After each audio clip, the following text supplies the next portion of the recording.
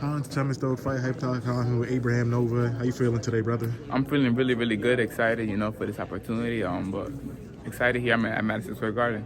What do you think about O'Shaquie as a fighter overall, man? Oh, Shaki's an overall great fighter. You can't deny his skill set, his adversity, what he's been through. He's a great fighter, and yeah. You're usually an aggressive fighter, somebody that's trying to knock somebody's head off, but you can also box. I don't want to say your game plan, but which one do you think will probably be more effective against him, or do you have to mix it up pretty much? Tune in, and you'll see what I'll do. Obviously I have the aggressiveness that's never been denied. I got the boxing skills, I have the speed, I got the power.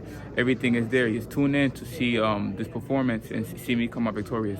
What were you thinking when he was saying that you didn't want to fight him before? Was it just as simple as, it's not that I was scared to fight him, but he didn't bring nothing to the table, and now he does, so we can get it on? So, when he said that I denied him because he did call me out, but I never denied them because he said I was clout chasing or something like that. I never said that. That never came out of my mouth. The fight didn't happen because he's with a different network, I'm with a different network, and it didn't make sense, especially it being beginning of my career. Didn't make sense to take these type of fights. Of course, it makes sense now. It's for a world title, but yeah, I've never like I said, I've never said that he was clout chasing. That never come out of my mouth. I don't speak that way. That's not me. So probably, and I don't even have clout. I'm not this entourage big fighter. I don't have that. So I don't know where he got that from. But no, it is what it is. The fight is happening now, and let's get the rumble. Does any of that kind of piss you off and say, okay, now I'm gonna really take your head off come fight night, man? Look, if it did piss me off, it didn't piss me off. That's the mindset I had. That's the game. That's the energy I always bring. I'm always ready to win. So I won't let the petty words, the little things, get into my game plan, get into my way of winning. So he could have said whatever. He could have talked about my mother. He could have said this, that, and the third. I'm not gonna let that influence or get to me. I know what I gotta do Friday night, and that is win by all means necessary. No fear, no doubt. You're a better man than me. Somebody talk about my mother. We getting it on right there, man. Hey, everybody's entitled to their opinion, Sure. He probably don't have to say it, but he probably could think it. Somebody else could say the same thing. I can control somebody's thoughts or whatever they say, But it's a difference. You put your hands on my mother, yeah, but you can say whatever you want. Doesn't mean it's true. For sure. Wanted to know, how do you kind of view the landscape at 130 pounds? Do you look at O'Shaquie as the top guy, or do you look at him as, no, he's a great fighter, but there's other guys that's probably ranked above him right now? You got your Joe Cordinas. I say that to do of rankings, I say the top fighter will be Navarrete. He did just move up though to 35.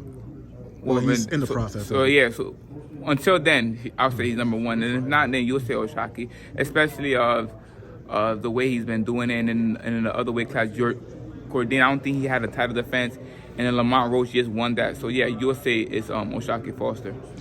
You're a pretty big guy to be making 130. Do you see yourself sticking around here for a long time? I guess it'll be easier if you win the title, but do you see yourself staying here for a while? Like I said, you're not a small guy to be making 30.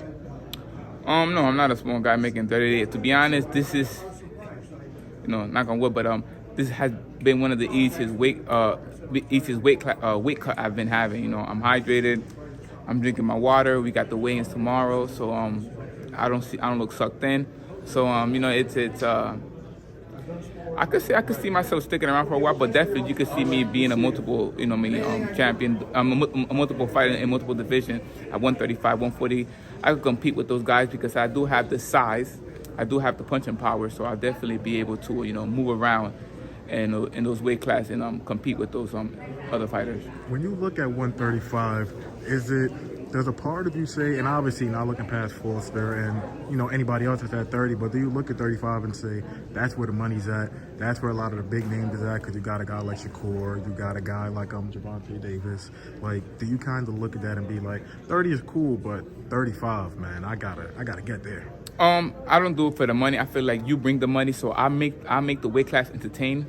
So you see me at 130, I'm gonna bring that fire. I got the mascot, I got cheerleaders, I got the buzz going. So I'll make the weight class popping. Let's say 135 wasn't popping. If I go to 135, I'll make it popping. I'll bring the money. I mean, I feel like the weight class doesn't make the fight. I feel like the fighter makes the weight class. So I'll bring the entertainment. I'll bring the people to come and watch me. So if it's at 130, 135, 140, I will bring that popularity. I will bring that excitement at any weight class I introduce myself to.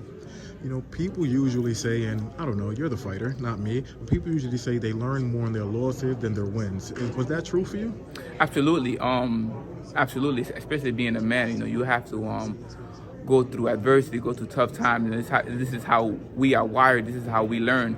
We learn through, you know, our mistakes or whatnot. And yeah, I definitely learned a lot of my loss. Of course, I didn't want it to happen, but it was meant to happen, and because that happened, it put me in this position that I am today, that I'm fighting for a world title.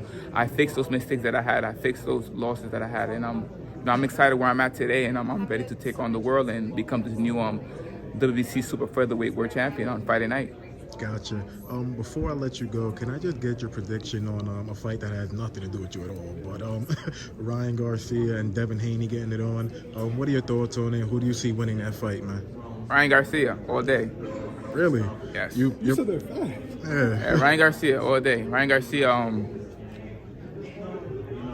he's gonna win. He's how can I say? His skills, the way he looks, doesn't speak for him, but he performs, and he knows how to fight. And the number one thing is style makes fight, and Ryan Garcia, he's tailor-made for that. You think he'll end up knocking Devin out? High possibility, yes. Wow. Okay. That's all I needed to know. Yes, sir. Thank you, brother. Appreciate you, man. Thank you.